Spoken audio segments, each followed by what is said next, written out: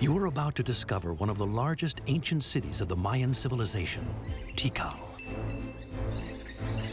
Located in Central America in the heart of Guatemala, this jungle megapolis, occupied for more than a millennium, will be made up of 12,000 buildings. And its immense prestige will tower over more than 40 other cities. The importance of Tikal is comparable to that of any of today's major cities. Cities like London, Paris, New York, or Shanghai. Among the oldest remains of Tikal are those of the North Acropolis. Every king wanted to leave his mark, but how could they keep outdoing their predecessors? There was a previous pyramid, and they built another one. And many of these pyramids are like, Russian dolls. But this is just an internal structure. It's truly an extraordinary achievement. But clearly, despite their lack of knowledge of metallurgy, their stone instruments, their tools, their technology, and their techniques were effective enough. From a platform on a wide rectangular base were built compartments of more or less cut stones, joined by a mortar made of sand, clay, and lime. Fascinated by the stars, the Mayans dedicated the mythical lost world to them, a veritable astronomical observatory. And remember that it was just with the naked eye, because they had no optical devices, and using architectural elements like the lost world that served as markers of the solstices and equinoxes. We know, for example, that they predicted eclipses of all kinds thousands of years ahead. The prowess of the Mayan builders, who knew neither the wheel nor metal tools and didn't even have working animals, is astonishing.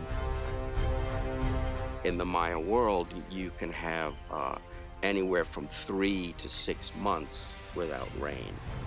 And this leads to great engineering work for water management and to monumental buildings such as the iconic Temple 1 of the Great Jaguar, over 150 feet, the height of a 17-story tower block. I mean, you're talking about millions of tons in weight. In 5 centuries, the Mayans built here 42 edifices on a platform that would reach a length of 235 yards. In Central America, the ball game is 3,000 years old, but was it really a game? All the power of the Mayan rulers is there to be seen in Temple 4, the highest in Tikal, a giant that at 213 feet is almost as high as Paris's Cathedral of Notre Dame. This is the incredible Tikal, an invitation to discover the fascinating world of the ancient Mayans, as it's never been seen before.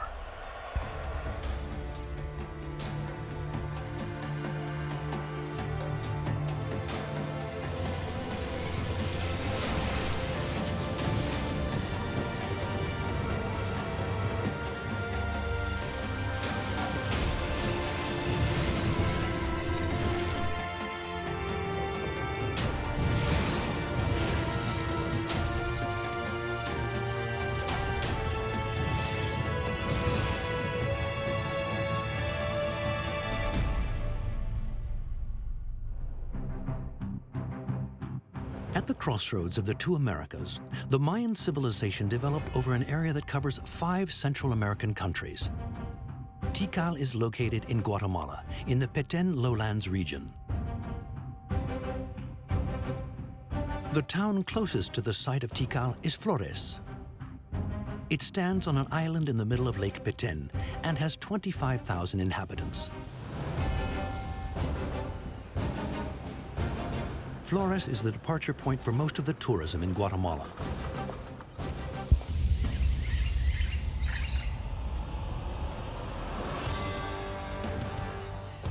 This is a circuit that will lead them to the iconic Tikal, the largest Mayan city ever built, which sits at the heart of a huge 222 square mile national park.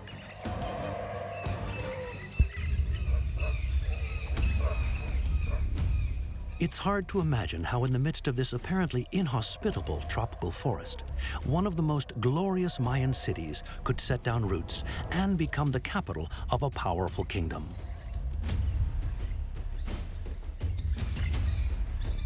Slowly, little villages of just a few houses grew into a real city. It was a modest one at first, until the first monumental buildings began to appear.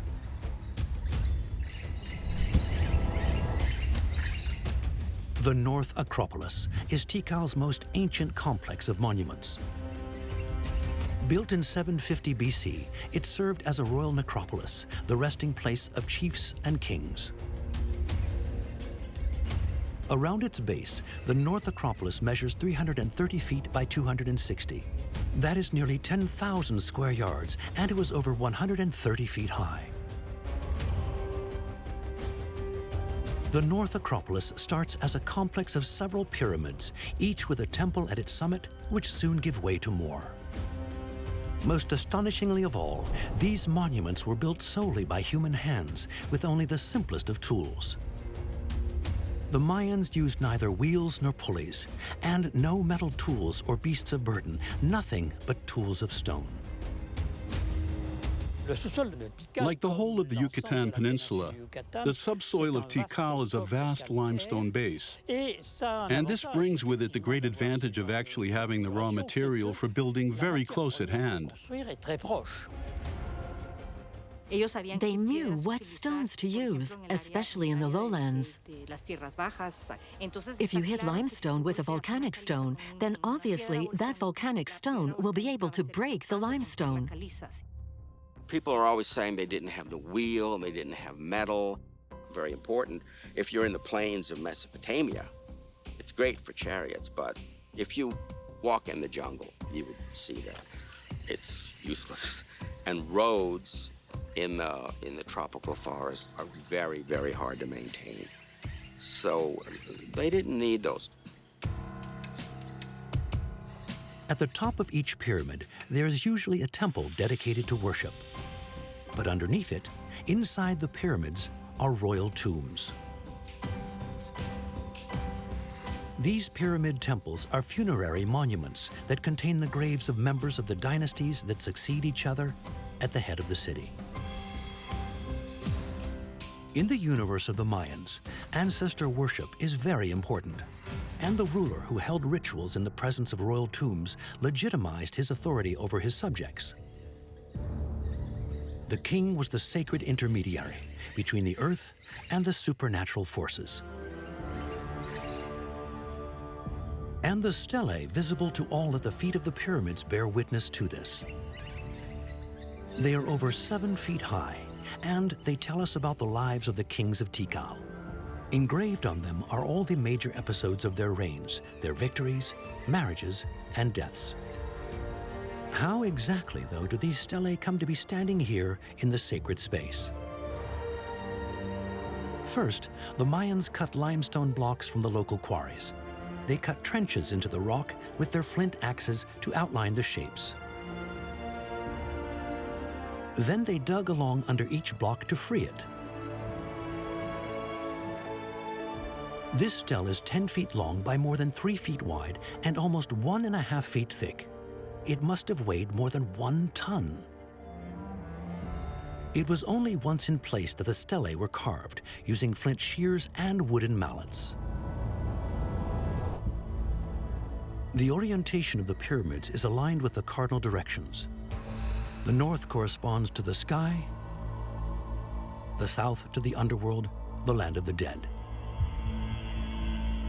The east to the rising sun, to life and rebirth, and the west to the gates of death. So the sun and its progress as they watched it across the heavens was incredibly important to them.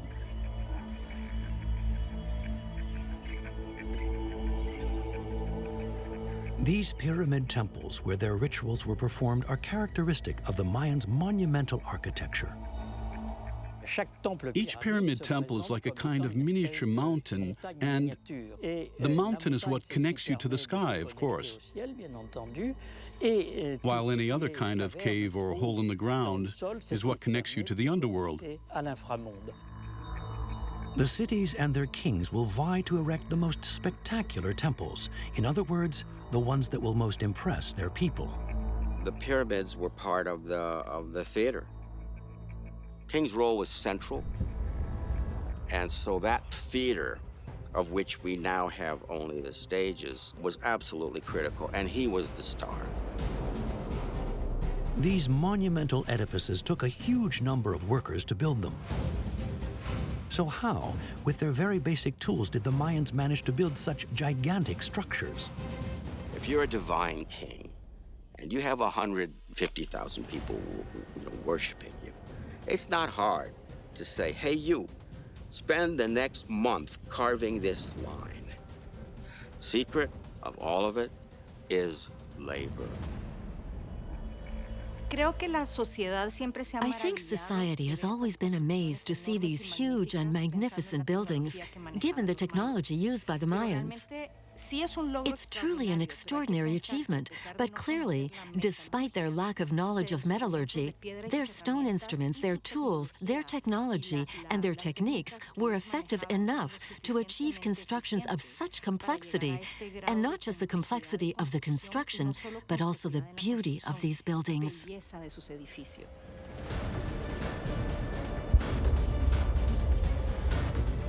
From a platform on a large rectangular base were built compartments of rough-cut stones.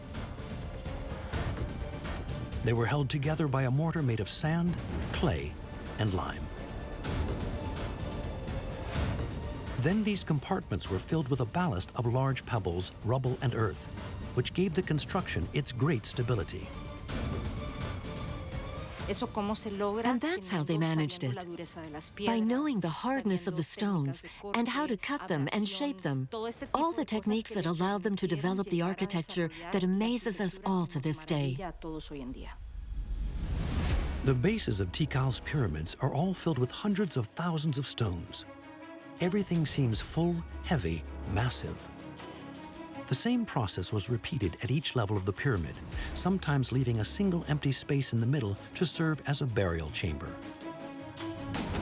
The pyramids all bear witness to the power of the kings, but the ones at Tikal are special because of their great height.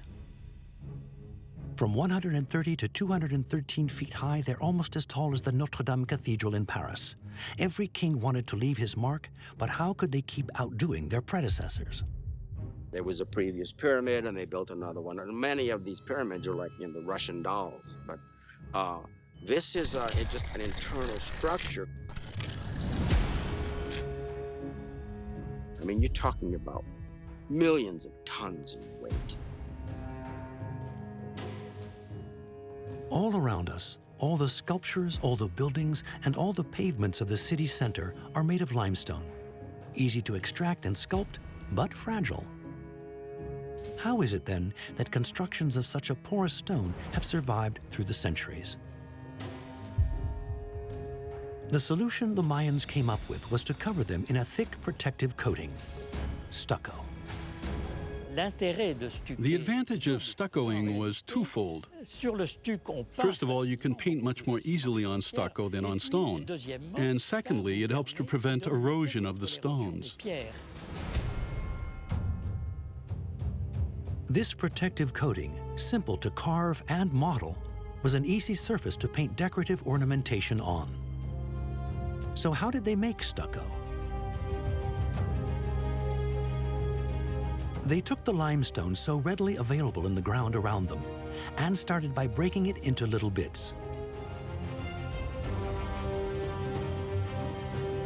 A pit filled with wood was covered with limestone and then burned at 1,000 degrees for several days to obtain fragments of quicklime.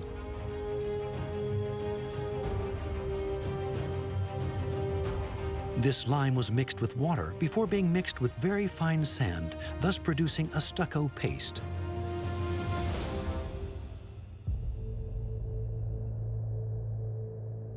Stucco was not difficult to make, but getting quicklime from those little pieces of limestone called for large quantities of wood to burn. 150-foot trees that they had to cut down with simple hatchets made of stone. Only a strong ruler was able to mobilize the necessary manpower. Attracting new populations was a part of the history of the classic Mayans, and a central objective of all their rulers. Because when you attract people, you're attracting a workforce, and this workforce is very useful. It will pay tributes to you, and at the same time, it can build.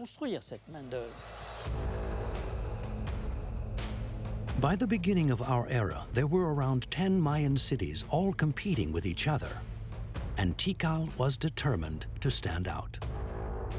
These pyramids are a center of power, and one that provides a fine spectacle. To sort of think of it as a stage, but also as a complex. Doesn't make any sense, the individual pieces. You put them together and it's pretty impressive. These pyramids form a ceremonial center, an urban nucleus where all the inhabitants gathered on the occasion of the great rituals that bound the community to its sovereign. We know that they would go down those great stairways with their hands bleeding because they had done genital bloodletting up above, and they would go down these huge stairways. The people would gather in the squares at the foot of the pyramids to witness these rites and hear the sovereign's predictions. But the Mayan population was mainly agricultural, and it was a scattered one. How did they know when to meet up in the city center? They saw it in the stars.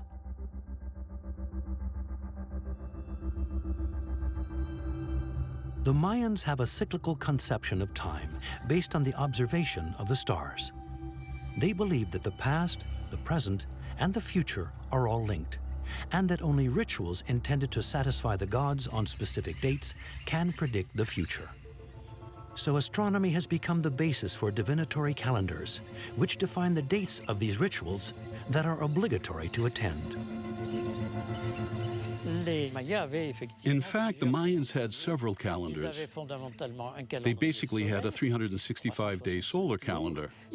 They also had a ritual calendar that was not directly related to the sun, since it was composed of 260 days. And they had to combine these two calendars. But to achieve the precision of these calendars of theirs, the Mayans must have had an amazing knowledge of astronomy. The Mayans were passionate about astronomy, and they very early on had a sacred center for the study of the paths of the stars. A mythical group of monumental pyramids known as the Lost World. This group, located southwest of the North Acropolis, is the second nucleus of the ancient city. Most intriguingly, at the center of the group stands a pyramid 100 feet tall with sides 250 feet long at their base. It was originally decorated with stucco masks of jaguars in pairs and shows traces of color, mostly red.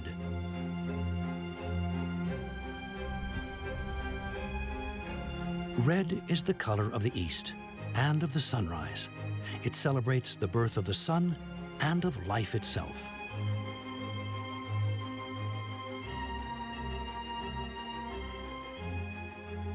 Most of these temples were painted really bright red, so they were very impressive.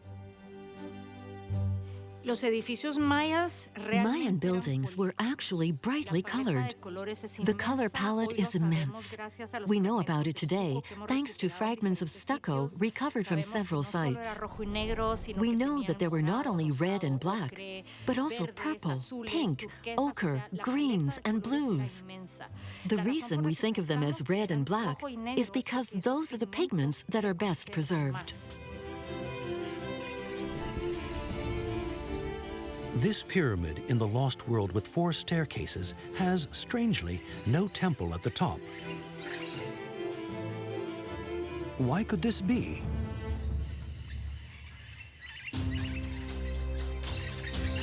It is, in fact, a platform for observing the stars, in particular, the sun.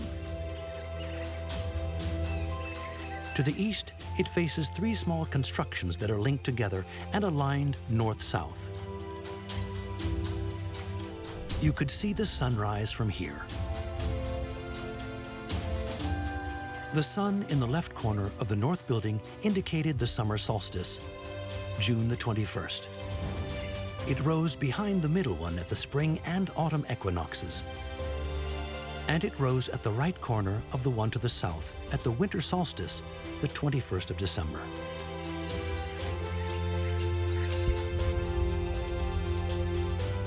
The course of the sun, of the moon, of Venus, the Mayan priests observed them all.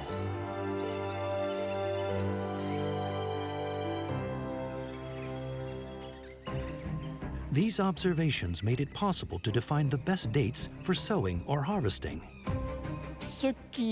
What perhaps defines the Mayans more than anything else is that they increasingly associated their astronomical observations with arithmetic, since they were also mathematicians. They even made predictions. We know, for example, that they predicted eclipses of all kinds thousands of years ahead. And remember that this was all just with the naked eye, because they had no optical devices, and using architectural elements like the Lost World that are markers of solstices and equinoxes.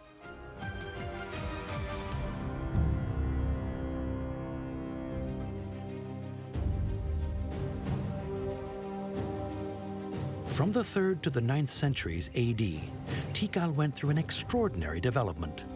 The real golden age of the city started at the end of the 7th century.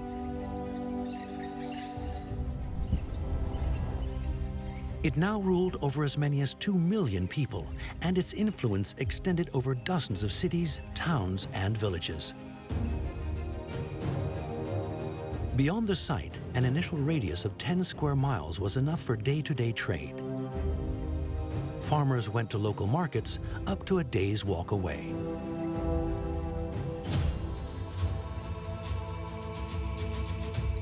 Throughout its history, Tikal also developed its relations, especially political ones, with distant cities like Copan in Honduras, Caracol in Belize, and even Teotihuacan more than 600 miles to the west in Mexico. The beginning of the year 378 would mark a major turning point. Teotihuacan, 600 miles away and considered the greatest metropolis of Central America, extended all its contacts far afield and may even have invaded Tikal. Well, in the late 4th century, there's this contact, interaction, invasion, something with Teotihuacan, which, to understand the importance of that, you'd have to see Teotihuacan. It's this great city in central Mexico that was involved all over, huge economic system, pulling in resources, and the pyramids are just huge. Everything's huge. And so it was a very impressive place. But what I believe is that after this contact, the incoming person with the leader, with the Teotihuacan sort of associations and roots, he kills the king, but then he marries his daughter. Then he's a Maya Teotihuacan offspring. Many experts are still wondering what the point was for the powerful Teotihuacan of invading Tikal 600 miles away. As a city, Tikal was an example for the others. Most likely, at the time the other cities were all talking about Tikal, just like people all over its empire spoke of Rome. They'd have been talking about its grandeur, its huge buildings, its art, its ceremonies, its political activities. Now, people say they invaded it because they wanted to have trade. There's nothing that they would want. The tropical forest is resource deficient in terms of non-food products. It doesn't have any hard rock. It doesn't have any obsidian or pyrite or jade. And all that stuff was imported from the highlands, and that's The importance of Tikal can be compared to that of the world's major metropolis cities of our own day and age, such as London, Paris, New York, or Shanghai. It was a center of political, economic, and cultural power, influencing the whole of Middle America. Tikal had a lot of influence. Tikal may well have been invaded because of its prestige and its great fame. It is easy to see how Teotihuacan may have wanted to tighten its grip on the Mayan world. Then and after that, there are lots of architecture and things that have Teotihuacan modified style of this great Mexican city. From then on, Tikal incorporates elements of the invaders' culture into its own, and their influence on the city only leads to further development.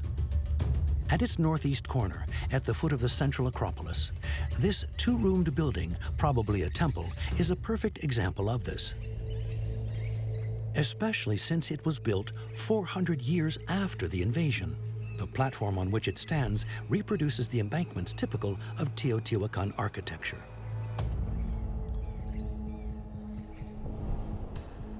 The fact that it was built so long after Teotihuacan first got involved in Tikal's affairs shows how long-lasting an effect the Mexican metropolis had on Mayan lands.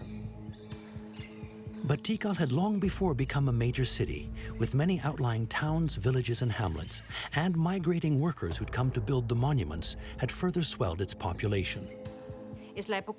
This was the heyday of Tikal, with the best architecture, the biggest pyramids, the thickest stucco. In terms of the late technologies of pre-classical times, it's magnificent. Tikal had a population of more than 60,000, and the heart of the site covers an area just 6 square miles.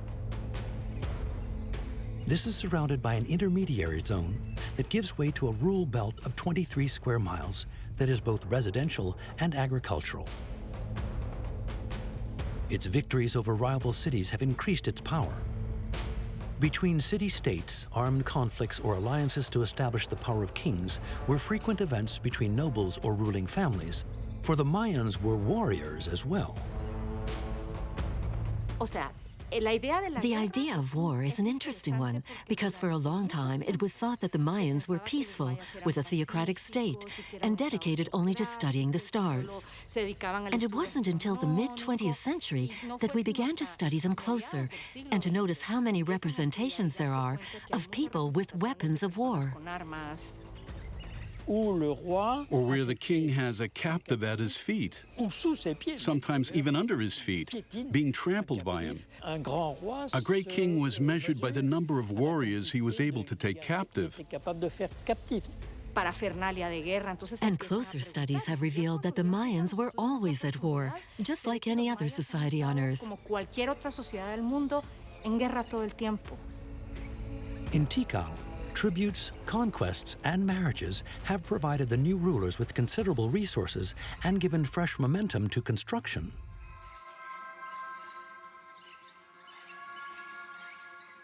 Temple 1, known as the Great Jaguar, is one of Tikal's most beautiful and emblematic, a perfect example of the drive for grand monuments. Located south of the North Acropolis, Temple 1 was built at the beginning of the 8th century. It took 15 years to build. Looking up at Temple 1, you cannot fail to be impressed by its colossal size. It is 154 feet high, all solid stone. At Tikal, Temple 1, the Great Jaguar, has become the emblem of the city. It's the most impressive one in the area. It's entirely typical of the Tikal style that stands out from all the other Mayan cities by being so vertical and by the size of the crowning stone on the top of the temple. This temple is important because it's one of the first structures to be built without a platform. Mayan temples usually face east, but not this one. In general, the east has a privileged position for the Mayans. But the Great Jaguar looks west. And this is all about cyclical time. The sun rises during the day, and when it sets, passes into the underworld. For the Mayans, the universe was organized into 3 superimposed worlds. At the top, the celestial world of the gods, source of light and life. In the middle, the earthly world in which we live. And below, the underworld, the realm of darkness and death.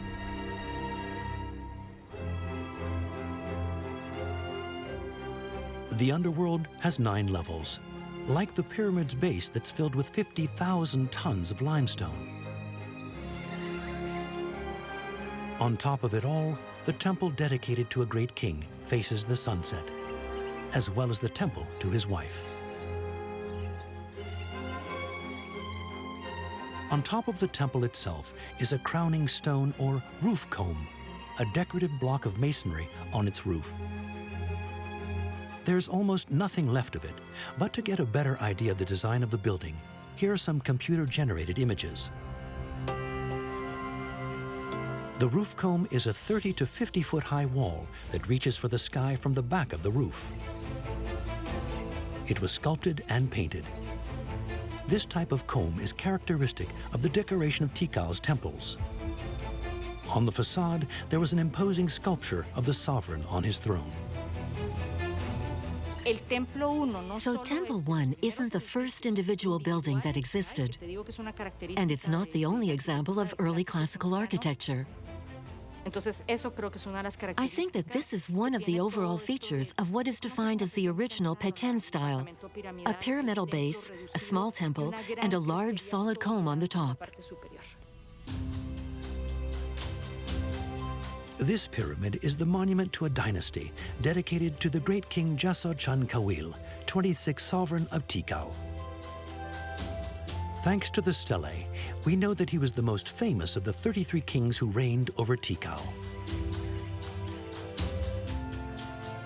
See what Chan Kawil, who is the first great king, really, really great king. He does all these, he has the charismatic things. So he's great at like marriage alliance and dancing and war, whatever you want. And so it spreads out the Tikal influence and the place really starts to boom.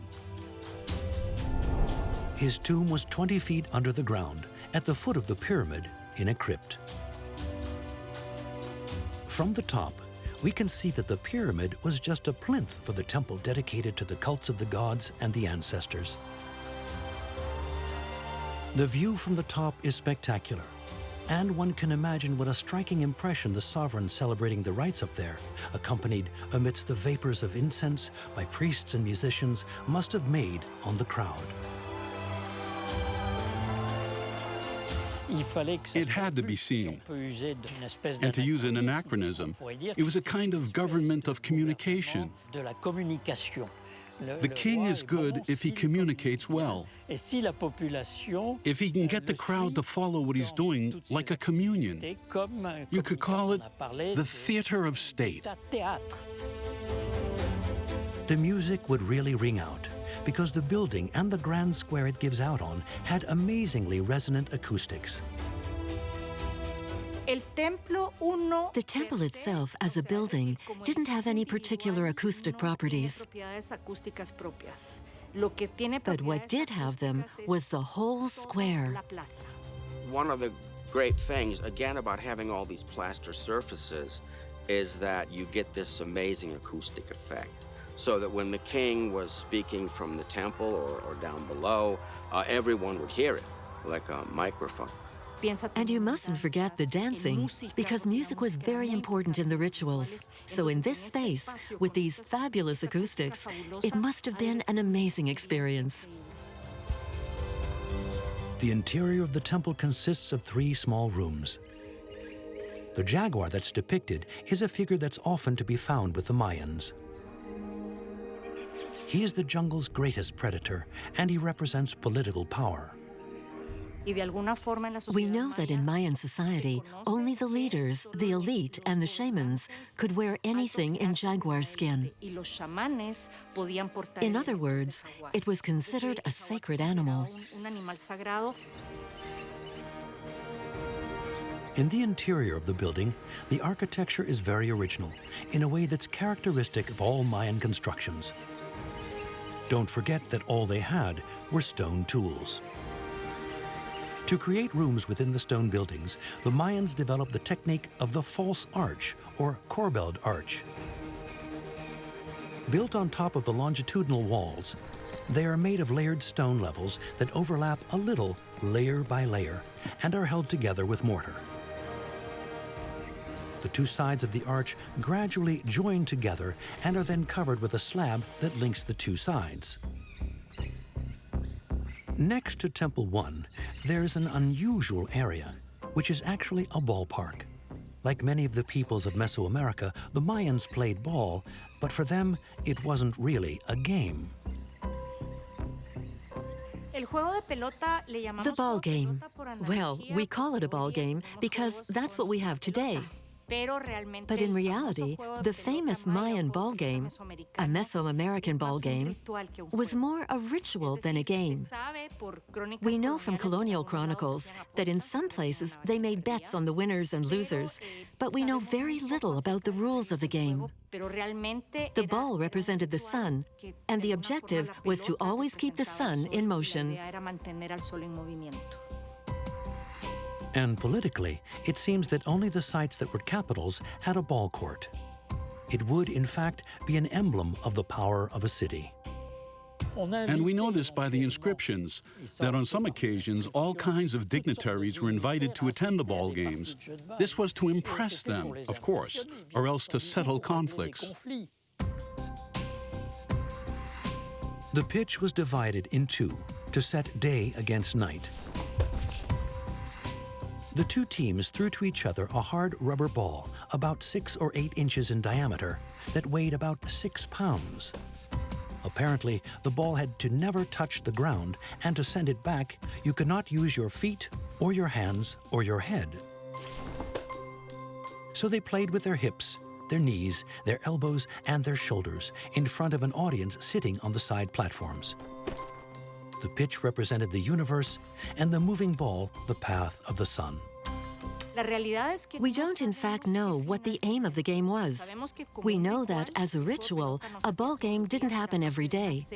It was part of a series of activities and ceremonies, and it may or may not have resulted in human sacrifices.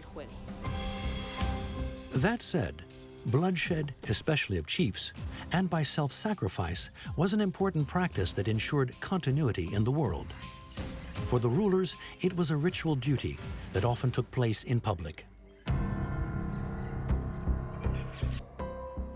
Their other most important duty was to solve the problem of water. In an area with no big rivers and without a water table, how could water be supplied to its thousands of inhabitants? The extensive marshes to the east and west of the site may be what attracted Tikal's first occupants, and their water and wetland management was extremely ingenious and efficient.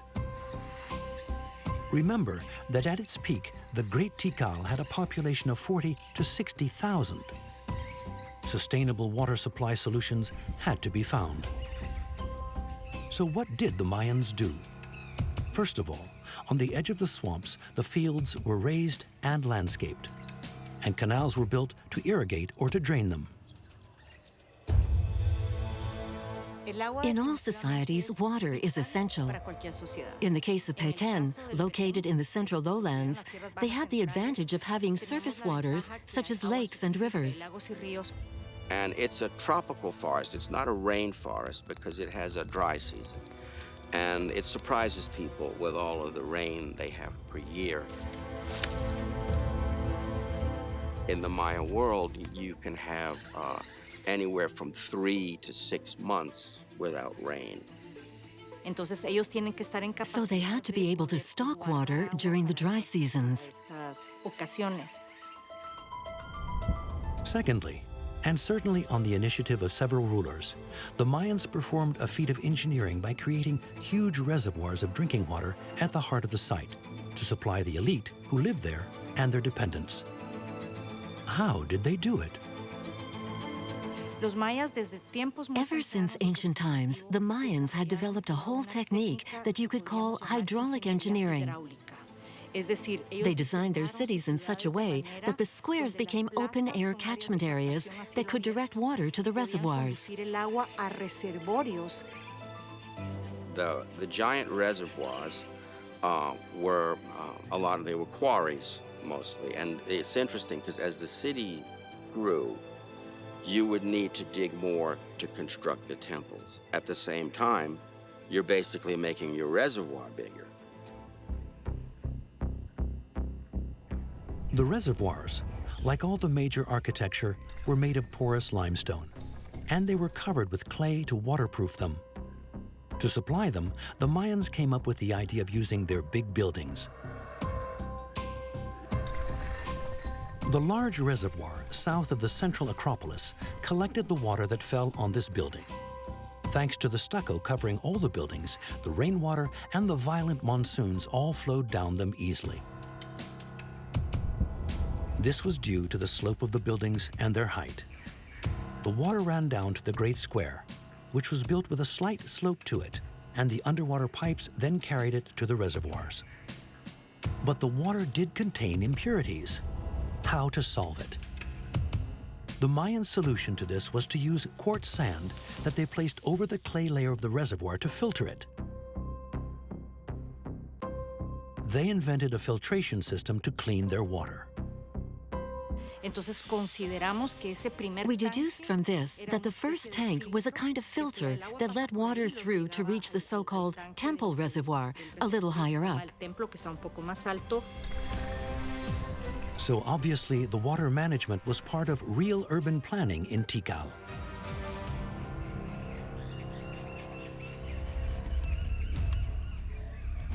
It can also be seen in this residential area near the central Acropolis, with its sumptuous palaces. In 5 centuries, the Mayans built here 42 edifices on a platform that would reach a length of 235 yards. These palaces served as homes for the elite, as well as administrative centers.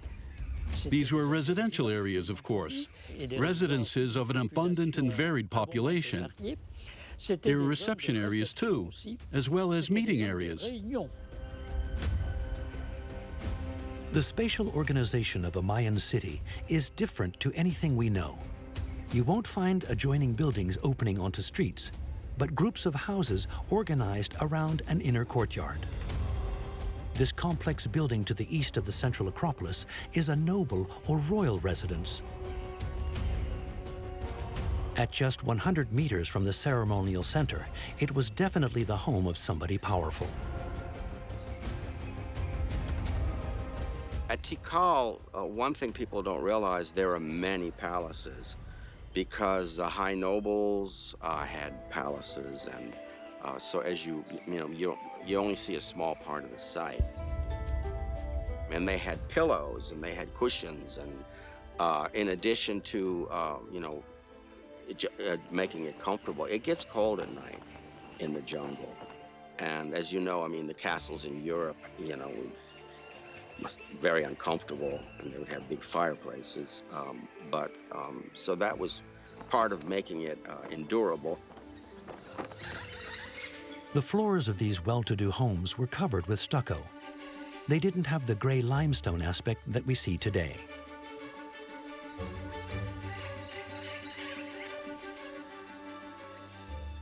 Thanks to the reconstruction by CGI, we can now get a glimpse of the Mahler Palace. We can see that there is an important difference between the civil architecture of the elites and the religious architecture. The religious buildings were built vertically, while the residences were horizontal. Even with its 2 floors and its rich ornaments, the Mahler Palace is mostly horizontal.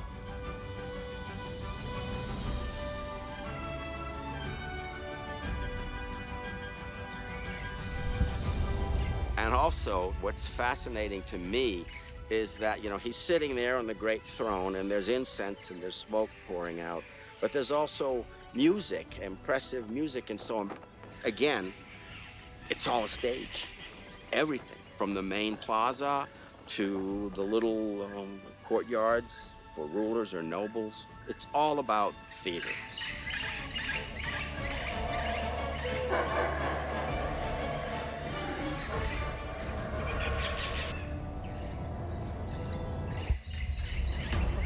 Let us discover now the biggest pyramid in Tikal, a giant almost 200 feet high and weighing millions of tons, Temple 4.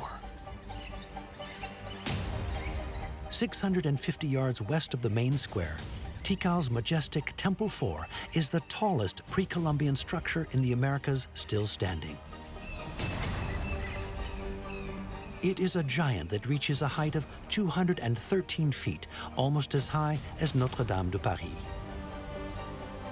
This pyramid temple was certainly a funerary monument. It has the same characteristics as all the others. Just to estimate the construction materials needed to erect this pyramid and its platform can make your head spin. Nearly 7 million cubic feet of them, and all carried up on men's backs, and that took a workforce of hundreds of men. At the summit of Temple 4, the arduous ascent is rewarded by a sumptuous panorama of the site. To look out over the forest canopy is like being on top of the world. The roof comb alone is over 40 feet high. Inside it, the openings between its 3 rooms were topped with beautiful carved wooden lintels. The rooms were narrow and the walls colossal. Setting the lintels in place cannot have been easy because the sapodilla wood they're made of is heavy, more than 1 ton per 35 cubic feet. The men who carried them all the way up here must have suffered. Each wooden lintel is well over 6 feet high. In addition to their beauty, these panels have secrets to reveal. Thanks to the carved inscriptions, we've been able to date Temple 4 precisely.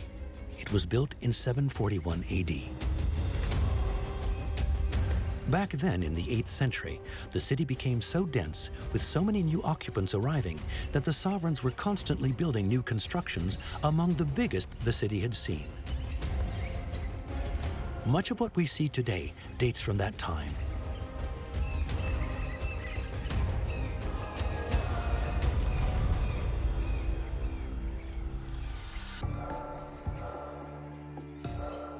An incredible technological invention is revolutionizing all our knowledge of Mayan civilization.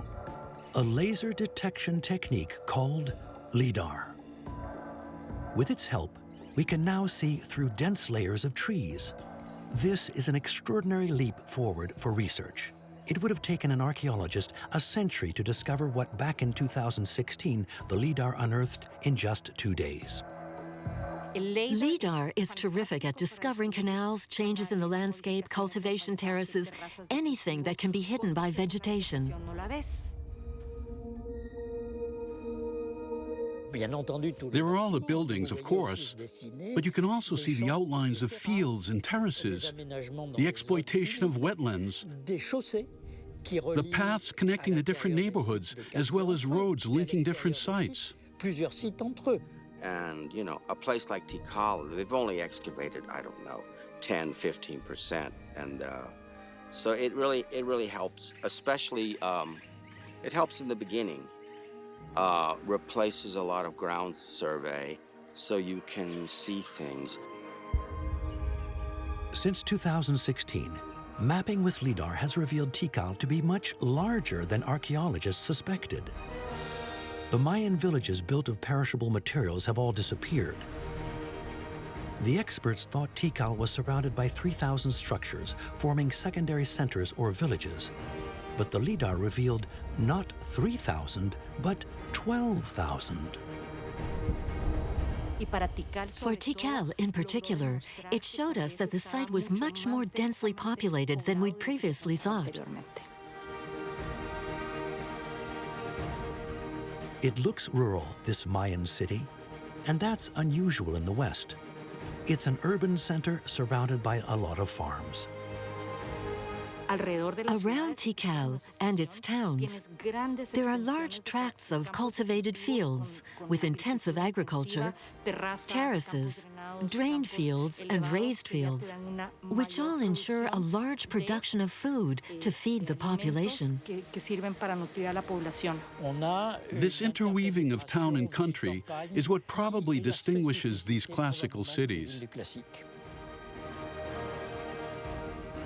And the Lidar has opened a whole new chapter of understanding for us.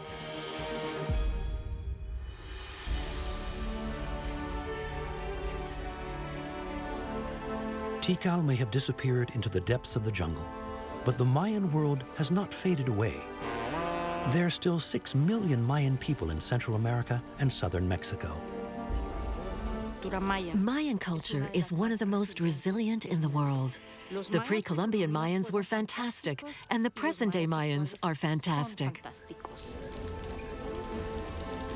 If the Mayans were the Greeks of pre-Columbian America, Tikal was the heart of the Mayan world. These pre-Columbian remains of the magnificent city lost in the jungle reveal the secrets of a brilliant civilization organized around a sacred king and an omnipresent spirituality. Tikal remains to this day the largest Mayan megapolis ever discovered.